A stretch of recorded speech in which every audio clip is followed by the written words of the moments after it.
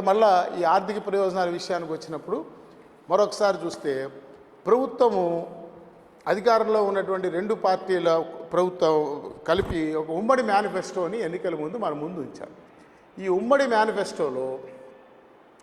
మేనిఫెస్టోలో చాలా స్పష్టంగా ఉద్యోగులకి సంబంధించినటువంటి ఉద్యోగులు పెన్షనర్లు అని ఒక అంశాన్ని పొందుపరిచారు. ఈ ఉద్యోగులు పెన్షనర్లు అన్న అంశాన్ని పొందుపరిచిన దాంట్లో ఏదైతే గౌరవ ముఖ్యమంత్రి గారు బహిరంగ లేఖ రాశారో ఆ బహిరంగ లేఖలో చెప్పిన అంశాలని పునరుద్ఘాటించారు. సో గత 5 ఏళ్ల పాలనలో ప్రధాన వ్యవస్థలన్నీ విధ్వంసం అయ్యాయి. ముఖ్యంగా ఉద్యోగులు ఉపాధ్యాయులు తీవ్ర ఇబ్బందులకు అవమానాలకు గురయ్యారు.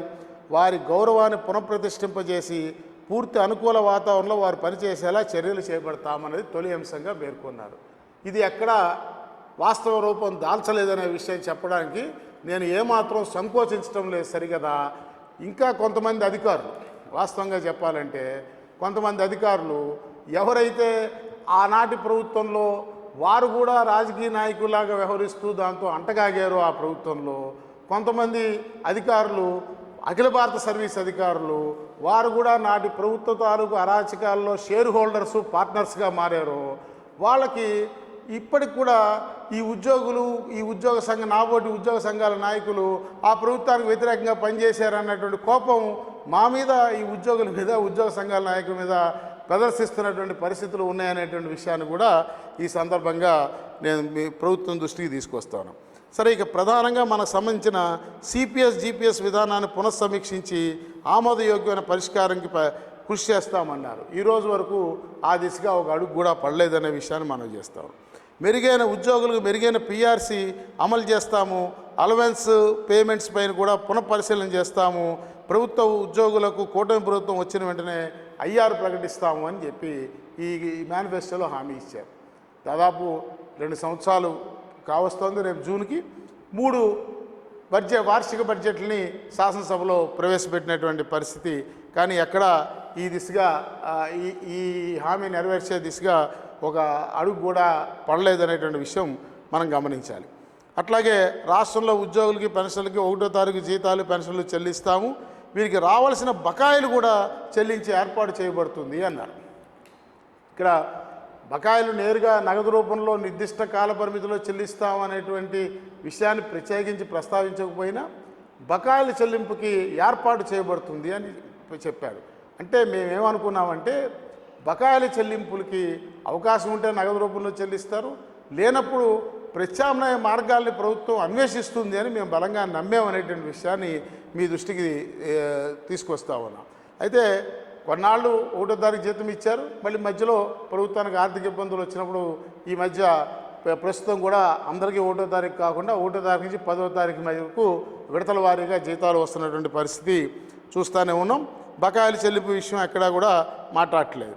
అలాగే తక్కువ జీతాలు పొంది అవుట్సోర్సింగ్, కాంట్రాక్ట్, కన్సాలిడేట్ ఉద్యోగులు ప్రభుత్వ పథకాలు వర్తింపన్నారు. ఇక మిగతా అంశాలు చెప్పారు. నేను ప్రధానంగా చెప్పేది ఏంటంటే ఈ అంశాలేవి ఈ బకాయిలు చెల్లించాల్సినటువంటి విషయంలో ప్రభుత్వము ఎక్కడా కూడా ఈ 3 బడ్జెట్లలో కానీ మాట్లాడలేదు. మరొక విషయం మనం గమనిస్తే ఆంధ్రప్రదేశ్ ప్రభుత్వం అధికారిక వెబ్సైట్లో పబ్లిక్ అకౌంట్లో ఉండాల్సినటువంటి ఫైనాన్స్ అకౌంట్స్ స్టేట్మెంట్ని వెబ్సైట్లో పొందుపరచడం కొన్ని దశాబ్దాలుగా వస్తున్నటువంటి ఆనవాయితీ. దీని ప్రకారం 2020-21 ఆర్థిక సంవత్సరం తాలూకు ఈ అంశంలో ఈ పబ్లిక్ డిపాజిట్ విషయం ఎందుకు మనం ప్రస్తావించాల్సి వస్తుందంటే ఉద్యోగులకు సంబంధించినటువంటి జీపీఎఫ్, ఈ జనరల్ ప్రావిడెంట్ ఫండ్ ఏదైతే ఉందో అది రాజ్యాంగబద్ధంగా భారత రాజ్యాంగంలో 266వ అధికరణ కింద ఈ పబ్లిక్ అకౌంట్లో మాత్రమే పొందుపరచబడుతుంది. ఇందులో 2020-21 ఆర్థిక సంవత్సరానికి సంబంధించి ఉద్యోగులకి యొక్క జీపీఎఫ్ మొత్తము దాదాపుగా మరి ఉండాల్సిన దానికంటే తక్కువ అక్కడ అకౌంట్లో లేదు.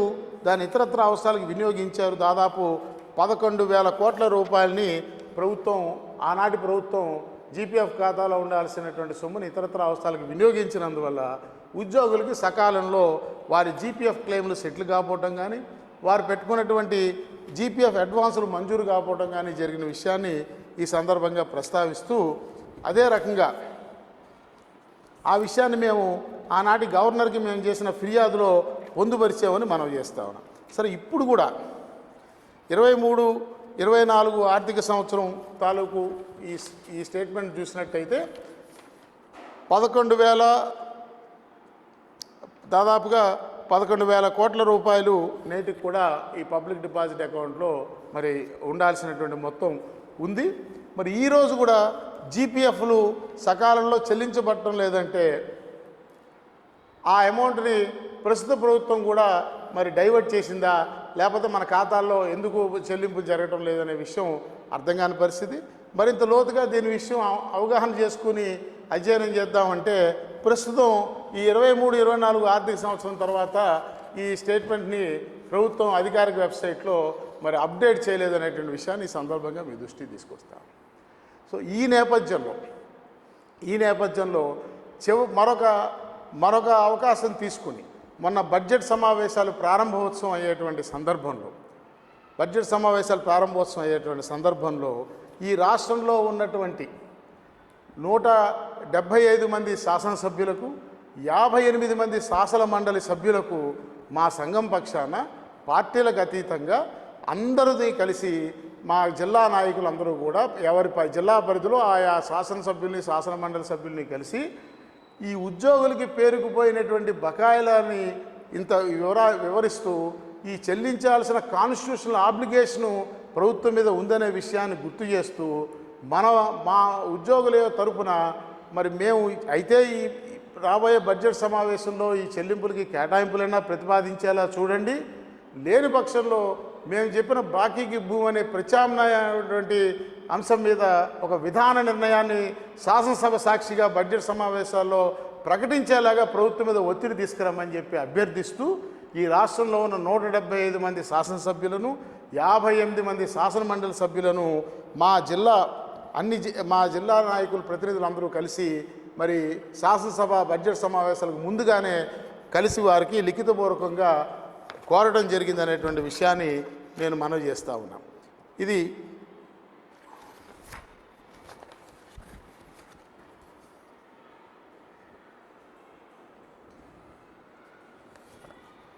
ఇన్స్పైట్ ఆఫ్ ఆల్ దిస్ ఇంతమందిని కలిసి చెప్పినప్పటికీ కోరినప్పటికీ ప్రభుత్వం మరి ఎటువంటి 26-27 బడ్జెట్లో ప్రసంగంలో గౌరవ ఆర్థిక శాఖ మంత్రి గారు మొదటిసారిగా ఉద్యోగుల సంక్షేమం అనేటువంటి అంశాన్ని కూడా ఆయన బడ్జెట్ ప్రసంగంలో పొందుపరిచారు. ధన్యవాదాలు గౌరవ ఆర్థిక శాఖ మంత్రికి. గత 2 బడ్జెట్ ప్రసంగాల్లో లేని విధంగా ఈ సంవత్సరం ఉద్యోగుల సంక్షేమం అనేటువంటి అంశాన్ని మీ ప్రసంగంలో ప్రస్తావించారు. దాంట్లో ప్రధానంగా గౌరవ ఆర్థిక మంత్రి గారు చెప్పింది, ఉద్యోగ సంఘాలని సలహాలు సూచనలు కోరిన తర్వాత జీపీఎఫ్ ఉద్యోగుల భవిష్యత్ నిధి పెన్షన్ ప్రక్రియలు సజావుగా మరియు కాగితరహితంగా చేస్తున్నామన్నారు. ఇవన్నీ దరఖాస్తు పెట్టుకోవడానికి అప్లికేషన్ ప్రొసీజర్స్ని సింప్లిఫై చేస్తున్నాం అన్నదాన్ని చెప్పారు తప్ప అది భవిష్యత్ నిధి ఎంప్లాయీస్ జీపీఎఫ్ చెల్లింపులకు విషయం కాదు అనేటువంటి విషయం దృష్టికి తీసుకొస్తా ఉన్నాం. అలాగే డిపిసి మాడ్యూల్ ద్వారా ప్రమోషన్ ప్రక్రియ ఆన్లైన్ చేయబడింది అని క్లెయిమ్ చేస్తూ ఉన్నారు. జరగకపోగా ఆంధ్రప్రదేశ్ వాణిజ్య పనుల శాఖ చీఫ్ కమిషనర్ హైకోర్టు వారు ఉత్తర్వులు ఇచ్చినా కూడా పదోన్నతి విషయాల్లో అమలు చేయకుండా డిపిసి ఆమోదం పొందినా కూడా అది హక్కు కాదు, ఉద్యోగికి ఎన్ఫోర్సబుల్ రైట్ కాదు అని ఒక కొత్త వాదనని హైకోర్టు ముందు తీసుకువచ్చి వాదిస్తూ ఉన్నారు. ఈ విషయం మీకు తెలుసా అని అడుగుతా ఉన్నా. ఇది ప్రభుత్వ ఆమోదంతో ఆ శాఖాధిపతి చేస్తున్న వాదన లేక ఆయన వ్యక్తిగత వాదన ప్రభుత్వం స్పష్టత ఇవ్వాల్సినటువంటి అవసరం ఉందనేటువంటి విషయాన్ని మనవి చేస్తూ ఉన్నాం. ఎందువల్లంటే ఒకవేళ సరే పదోన్నతి లీగల్గా పదోన్నతి అనేది ఎన్ఫోర్సబుల్ రైట్ కాదనేటువంటిది సుప్రీంకోర్టు ఏదో ఒక కేసు సందర్భంలో చేసిన వ్యాఖ్యానాన్ని ఆసరాగా తీసుకుని సంబంధిత రూల్స్లో నిర్దేశించినటువంటి ప్రమోషను ఏది ప్రిస్క్రైబ్ చేసినటువంటి ప్రమోషను ఆ అర్హతలను బట్టి రావాల్సిన వ్యక్తికి అది ఎన్ఫోర్సబుల్ రైట్ కాదు అనేటువంటి వాదనని ప్రభుత్వం అంగీకరిస్తే, మరి ఇటీవల వెస్ట్ బెంగాల్ కేసు రాష్ట్ర ప్రభుత్వ విషయంలో సుప్రీంకోర్టు డిఏ ఎరియర్స్ చెల్లింపు అది ఎన్ఫోర్సబుల్ రైట్ అని చెప్పి డిక్లేర్ చేసి, అది కాన్స్టిట్యూషనల్ రైట్ అని చెప్పి డిక్లేర్ చేసి డిఏ ఎరియర్స్ని చెల్లించమని చెప్పిన సుప్రీంకోర్టు తీర్పు ప్రకారం మాకు రావాల్సిన డిఏ ఎరియర్స్ ఎన్ఫోర్సబుల్ రైట్ కదా, తక్షణం ప్రభుత్వం చెల్లిస్తుందా, అందుకు సిద్ధంగా ఉందా, ఎన్ఫోర్సబుల్ రైట్స్ ఏంటి, నాట్ ఎన్ఫోర్సబుల్ రైట్స్ ఏంటి అనే దాని మీద ఉద్యోగులకు సంబంధించిన విషయంలో ఒక చర్చ చేసేదానికి ప్రభుత్వం అత్యవసరంగా జాయింట్ స్టాఫ్ కౌన్సిల్ సమావేశాన్ని ఏర్పాటు చేయాలని కూడా నేను ఈ సందర్భంగా డిమాండ్ చేస్తూ ఉన్నాను. అలాగే మరొక అంశం, ప్రభుత్వ ఉద్యోగులు మరియు పెన్షన్లకి చాలా కాలంగా పెండింగ్లో ఉన్న బకాయిల్లో చెల్లించడం ప్రారంభించింది. 1100 కోట్ల రూపాయల డిఏ మరియు డిఆర్ బకాయిలను విడుదల చేశామని ఆర్థిక మంత్రి తన ప్రసంగంలో చెప్పారు. సంతోషం.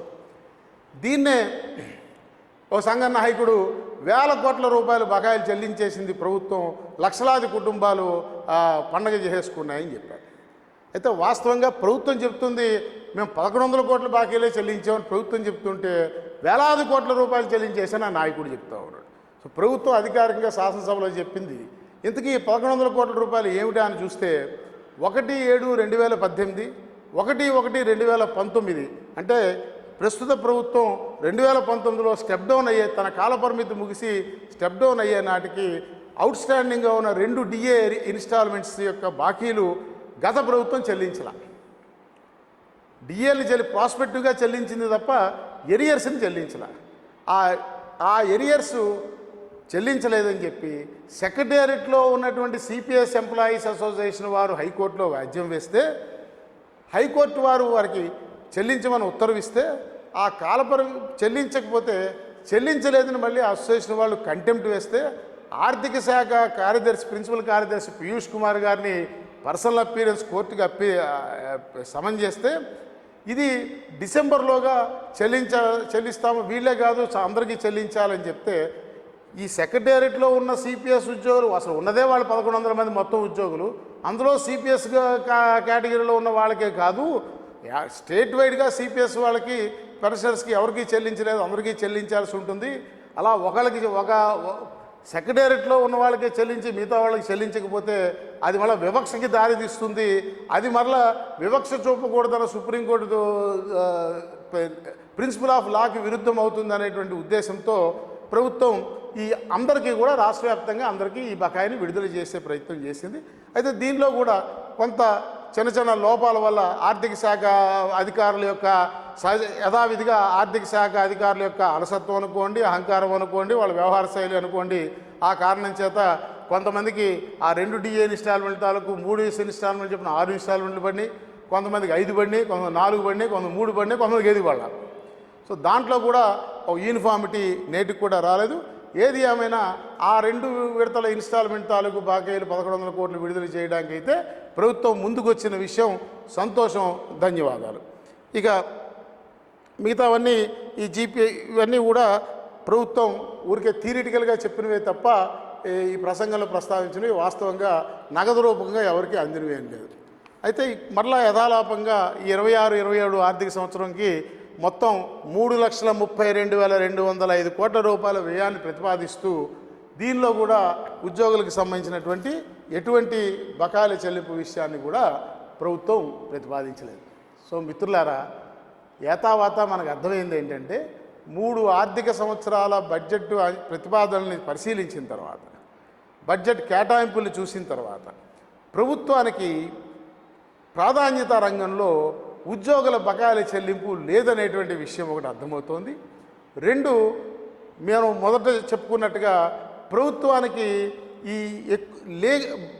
అక్యుములేటెడ్ లయబిలిటీ బడ్డెను వారసత్వంగా సంక్రమించిన దాని నుంచి బయటపడడానికి ప్రభుత్వం ఇబ్బంది పడుతున్నటువంటి పరిస్థితి. 3, అదనపు ఆదాయాన్ని చేకూర్చుకోవడానికి కొత్తగా పన్నులు వేసే విషయంలో ప్రభుత్వానికి స్వేచ్ఛ లేని రాజ్యాంగబద్ధమైనటువంటి ఫ్రేమ్వర్క్ ఏదైతే మనం ప్రస్తావించుకున్నామో ఈ 3 అంశాలు ఉన్నాయి. మరో పక్క చూస్తే ఇప్పట్లో ప్రభుత్వం ఇది చెల్లించలేదని మేము పదే చెప్తున్నప్పుడు, చెల్లించే అవకాశం లేదని చెప్తున్న విషయాన్ని మీరు గమనంలోకి తీసుకోవాలి. ఇది కూడా నేనేమి ఎగ్జాగరేట్ చేసి చెప్పటంలా. ఇటీవల ఒక చిన్న వివరణ ఇస్తాను మీకు. ఇటీవల ఈనాడు పేపర్లో నాటి పాపం నేటికి వెంటాడుతోంది అంటూ ఒక న్యూస్ ఐటెం వచ్చింది. బహుశా మీరు చదివే ఉంటారు. నాటి పాపం నేటికి వెంటాడుతోంది అని ఒక న్యూస్ ఐటెం వచ్చింది. ఈ న్యూస్ ఐటెం దేని ఆధారంగా వచ్చింది అంటే, భారత రిజర్వ్ బ్యాంక్ ఆఫ్ ఇండియా, ఈ దేశ రిజర్వ్ బ్యాంక్ ఆఫ్ ఇండియా ఏదైతే రాజ్యాంగబద్ధమైన సంస్థ, అన్ని రాష్ట్రాల యొక్క 24, 25 ఆర్థిక సంవత్సరాల శాసనసభలో ఆమోదించిన బడ్జెట్లని అధ్యయనం చేసిన మీదట ఒక నివేదికను సమర్పించింది. ఆ నివేదికలో రిజర్వ్ బ్యాంకు ఆంధ్రప్రదేశ్ విషయంలో పేర్కొన్న పాయింట్ ఏంటంటే, ఏదైతే మంగళవారం సెక్యూరిటీ ఆక్షన్స్ ద్వారా ప్రభుత్వం బారోయింగ్ తీసుకొస్తుందో బహిరంగ వేలం ద్వారా, దానికి ఏదైతే 3,000 రూపాయల కంటే దాటకూడదనే లిమిటేషన్ ఉందో, ఇప్పుడు అందువల్ల 1వ తారీఖు తర్వాత 2 మంగళవారాలు అయితే తప్ప మనందరికీ జీతాలు పెన్షన్లు రావటంలా. ఎందుకంటే మనకి కనీసం 5,000 నుంచి 6,000 కోట్ల రూపాయలు ఉద్యోగుల జీతాలు పెన్షన్లకు అవసరం అవుతుంది. అందువల్ల 2 మంగళవారాలు గడవాల్సి వస్తుంది. ఇది ఈ బహిరంగ వేలానికి ప్రపంచంలో ఎవరైనా పాల్గొంటారు. గ్లోబల్ ఆక్షన్ అది, దానికి రిజర్వ్ బ్యాంక్ ఆఫ్ ఇండియా మధ్యవర్తిగా ఉంటుంది కాబట్టి గ్యారంటీగా అప్పు ఇచ్చేటువంటి వాళ్ళకి నష్టం వచ్చిన ఇబ్బంది ఎటువంటిది లేదు. అయితే అలా రిజర్వ్ బ్యాంకు సెక్యూరిటీ ఆక్షన్ ద్వారా చేసినటువంటి బారోయింగ్ ఏదైతే ఉందో ఆంధ్రప్రదేశ్ రాష్ట్ర ప్రభుత్వం, ఆ బారోయింగ్ల తాలూకు ఇన్స్టాల్మెంట్ ఏదైతే 15 సంవత్సరాలు 12 సంవత్సరాల కాలపరిమితికి చేస్తారో, అది చెల్లించాల్సినటువంటి ఇన్స్టాల్మెంట్స్ గత ఆర్థిక సంవత్సరం అంతం వరకు తీసుకున్న అప్పుకి చెల్లించాల్సిన ఇన్స్టాల్మెంట్లు ఆంధ్రప్రదేశ్ ప్రభుత్వం 2064వ సంవత్సరం వరకు చెల్లించాల్సి ఉంటుందని చెప్పారు. మీరు కరెక్ట్గానే విన్నారు. 2024 కాదు, 2064. 2064 ఆర్థిక సంవత్సరం వరకు ఆ ఈఎంఐ చెల్లించాల్సి ఉంటుంది అని రిజర్వ్ బ్యాంక్ వారు చెప్పారు. ఇదేంటి, కేవలం రిజర్వ్ బ్యాంకు ద్వారా బహిరంగ వేలం ద్వారా తెచ్చిన అప్పు తాలూకు ఈఎంఐ. ఇక మిగతా అప్పులన్నీ అదనం. ఇక వాటి జోలికి నేను అది ప్రస్తావించదలుచుకోలేదు, మిగతావన్నీ అదనం. సో ఇది రిజర్వ్ బ్యాంక్ వారి అధికారిక వెబ్సైట్లో ఉన్న అంశమే. మళ్ళీ ఇది కూడా నేనేదో తయారు చేసిన అంశం కాదు. రిజర్వ్ బ్యాంకు వారి అధికారిక వెబ్సైట్లో ఉన్న నివేదిక ఎవరైనా కూడా డౌన్లోడ్ చేసుకుని చూడొచ్చు అనే విషయాన్ని మనం చేస్తా ఉన్నాం. మరొక పక్క ఈ దేశంలో ఆర్థిక సంఘం స్థానంలో నీతి ఆయోగ్ అనేటువంటి ఇంకొక వ్యవస్థని, రాజ్యాంగబద్ధమైన వ్యవస్థని రాజ్యాంగ సవరణ ద్వారా తీసుకొచ్చిన తర్వాత ఈ నీతి ఆయోగ్ కూడా ప్రతి సంవత్సరం ఒక నివేదిక ఇస్తుంది. ఏమని, ఒక 18 పెద్ద రాష్ట్రాలని, మోడరేట్ స్టేట్స్ని 18 రాష్ట్రాలని యొక్క ఆర్థిక స్థితి, వాళ్ళ పురోగతి మీద అధ్యయనం చేస్తూ రేటింగ్ ఇస్తూ ఒక నివేదికను విడుదల చేస్తుంది. గత 3 సంవత్సరాలు బట్టి కూడా 18లో 17వ స్థానంలోనే ఉంది ఆంధ్రప్రదేశ్. నిన్న కూడా ఈనాడు పేపర్లో చిన్నగా వేశారు. అదే 17వ స్థానం నుంచి గనక ఆంధ్రప్రదేశ్ 15వ స్థానానికో 12వ స్థానానికో ఎగబాకు ఉన్నట్టయితే అదొక సంతోషించి ఆహ్వానించదగ్గ పరిణామంగా ఉండేది. కాబట్టి మరి పత్రికలు కూడా ప్రధానంగా ప్రచురించి ఉండేవేమో. ఎప్పుడైతే 18లో 17వ స్థానంలో అవుట్ ఆఫ్ 17th ప్లేస్లో స్ట్రక్ అయిపోయి ఉందో ఆంధ్రప్రదేశ్, ఇక దానికి పెద్దగా ప్రాచుర్యం కూడా రాలేదు.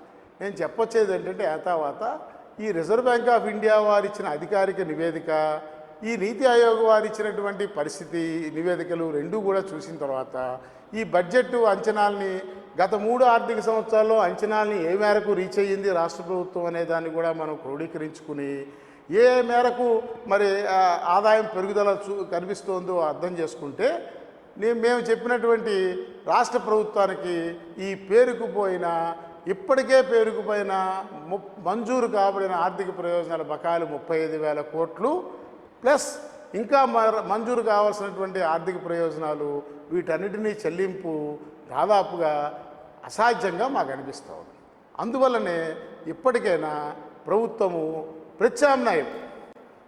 ఒక స్పష్టతతో ముందుకు రావాల్సినటువంటి అవసరం ఉంది. మా ప్రయత్నం చేశాం. శాసనసభ్యులకి, శాసనమండలి సభ్యులకి కలిసి అప్పీల్ చేశాం.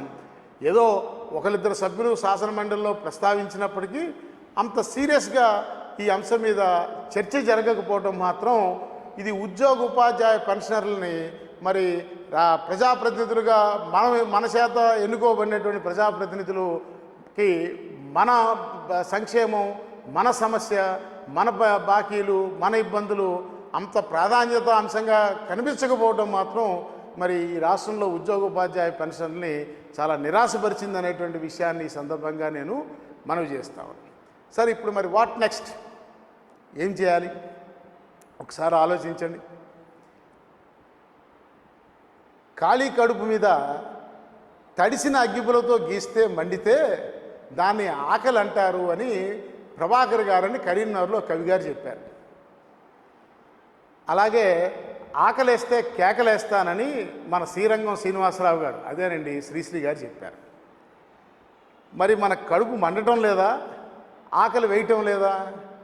మనం మౌనంగా ఎందుకుంటున్నాం? కేకలు ఎందుకు వేయటం లేదు? ఎందుకు మనకు రావాల్సిన ఆర్థిక ప్రయోజనం గురించి మాట్లాడటం లేదు? ఈ నిస్తేజం, ఈ ఉద్యోగ ఉపాధ్యాయ వ్యవస్థ నిస్తేజం దేనికి సంకేతం? ఒకసారి ఆలోచించాల్సిన అవసరం ఉన్నది. మనందరం కలిసి దీనికి ఏదో ఒక ప్రయత్నం చేయాల్సినటువంటి అవసరం ఉన్నది. అందువల్లే మేము మా ఆంధ్రప్రదేశ్ ప్రభుత్వ ఉద్యోగుల సంఘం పక్షాన రేపు జూన్ 12వ తారీఖులోగా, అంటే జూన్కి ప్రభుత్వం ముఖ్యమంత్రి గారు ప్రమాణ స్వీకారం చేసి 2 సంవత్సరాలు అవుతుంది కాబట్టి ఈ ఉగాదితో ప్రారంభించి జూన్లోగా రాష్ట్ర వ్యాప్తంగా మా సంఘం యొక్క వ్యవస్థని బలోపేతం చేసుకుంటూ వారిలో చైతన్యం తీసుకొచ్చి మాతో